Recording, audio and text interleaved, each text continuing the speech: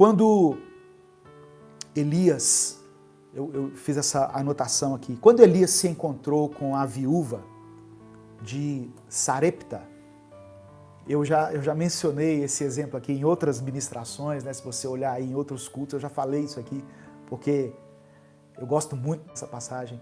Quando Elias se encontrou com aquela viúva que estava catando graveto, que tinha um pouquinho só de alimento, ela tinha um pouquinho só de semente, o que Elias disse para ela foi o seguinte: olha, não coma a sua última semente, plante a sua última semente. Antes de se alimentar, de dar alimento para você e para o seu filho, plante uma semente.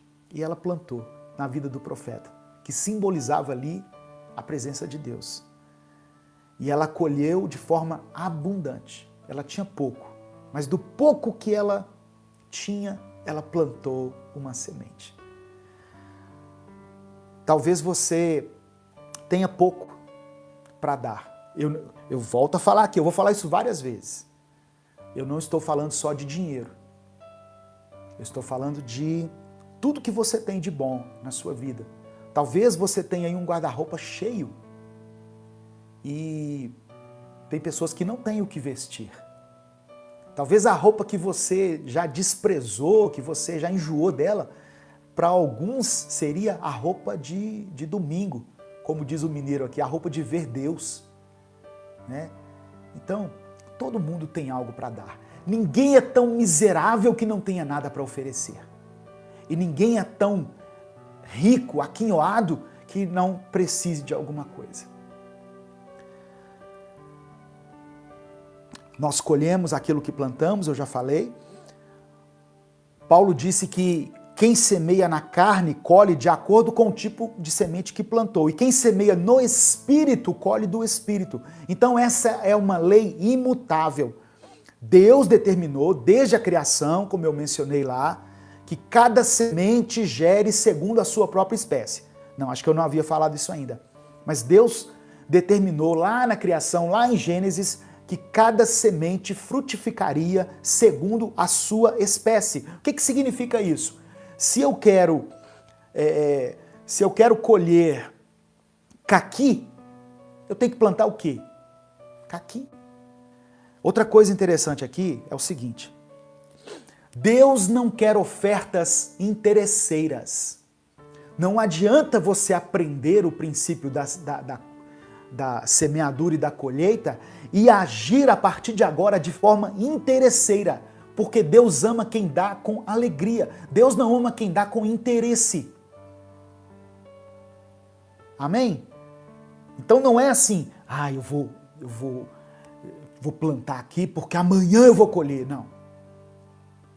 Eu vou plantar aqui porque o meu coração determinou isso, porque eu sei que essa pessoa está precisando, porque eu sei que o ministério tal está precisando. Tem gente quebrando, tem gente fechando as portas, tem gente ficando desempregada, tem gente precisando de um alimento, de uma cesta básica, de 1 litro de leite. E nós não plantamos.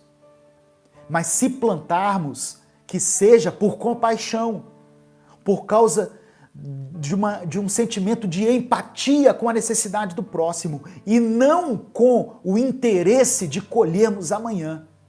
Essa colheita, ela é algo que vai acontecer de forma espontânea. Mas nós não podemos tomar posse desse princípio e agir de forma interesseira. Deus ama quem dá com alegria e não quem dá por interesse. Outra coisa que é importante: há um tempo específico para a colheita. A colheita não é automática, como eu falei, ela precisa de tempo.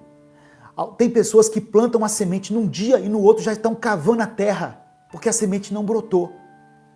Eu colho hoje a semente que eu plantei ontem. E eu colho amanhã a semente que eu estou plantando hoje. E entre esse amanhã e hoje, e aí, de acordo com a complexidade desse plantio, dessa colheita, pode levar anos, pode levar décadas. E tem coisas, irmãos, tem sementes que nós plantamos que nós só vamos saber, que nós só vamos receber o galardão delas lá na eternidade, quando nós nos encontrarmos com Jesus, e falar, mas Jesus, por que o Senhor está me tratando desse jeito? Por que esse galardão para mim?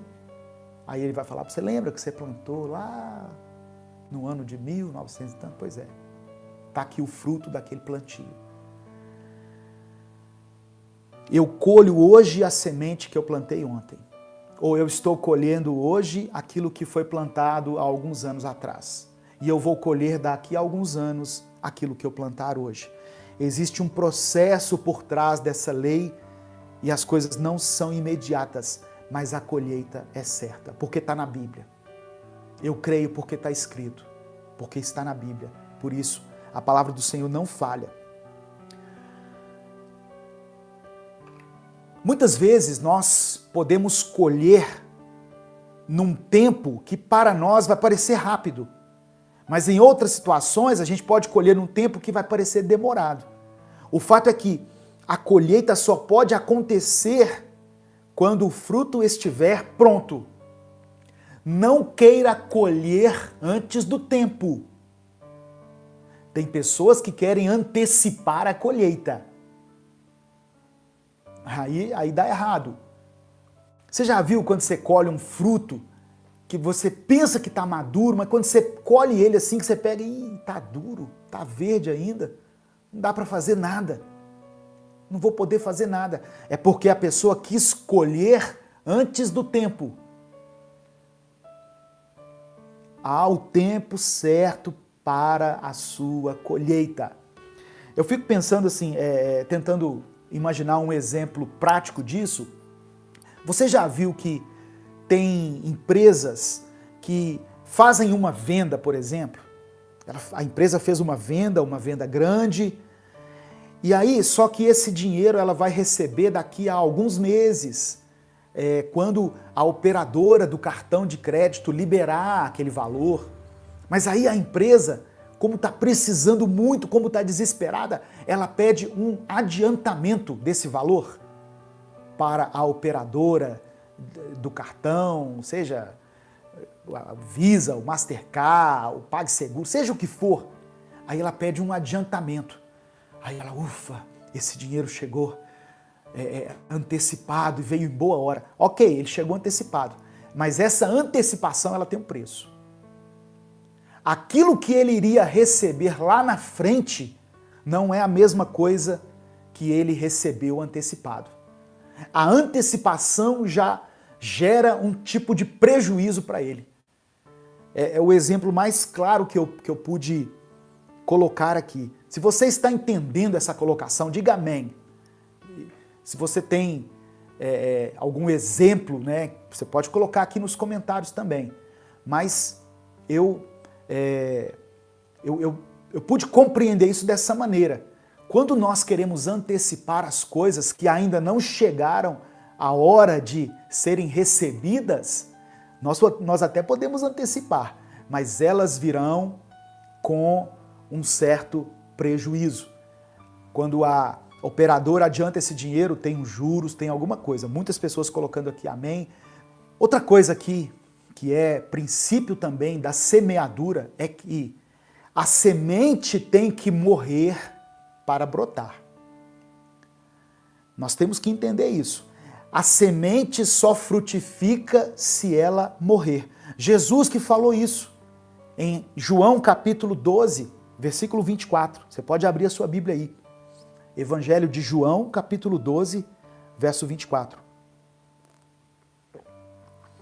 Jesus disse assim, olha, em verdade vos digo, se o grão de trigo caindo na terra não morrer, fica ele só. Mas se morrer, produz muito fruto. Então a lição que nós tiramos daqui, entre o reino físico e o reino espiritual, é que nós não damos, como eu disse, nós não damos com a intenção de receber, mas sim pelo propósito de ajudar aquela pessoa, de ajudar alguém ou aquela instituição. Essa semente, irmãos, ela tem que ser legítima. Ela tem que morrer. Ela tem que morrer para o seu egoísmo, para a sua ganância. Entendeu? O princípio da semeadura e da colheita, ele tem que ser espontâneo, natural, legítimo. Então essa semente, esse sentimento de ganância, de egoísmo, de corrupção, de querer levar vantagem, ele precisa morrer. A semente tem que morrer para brotar. É o que Jesus está falando aqui. Se o grão de trigo cair na terra e permanecer vivo, ele fica sozinho. Mas se ele morrer, ele produz muito fruto. Você já viu que a semente, antes de brotar, ela seca? A semente, antes de germinar, ela seca. Ela fica esturricada. Aí depois ela brota. Então, quando nós ofertamos, seja do nosso dinheiro, seja do nosso tempo, seja da nossa compreensão para alguém, nós estamos lançando uma semente que dará uma colheita. E nós semeamos com a consciência de que isso vai produzir frutos. Mas nós não podemos fazer isso pensando somente na colheita. A semente precisa morrer para brotar.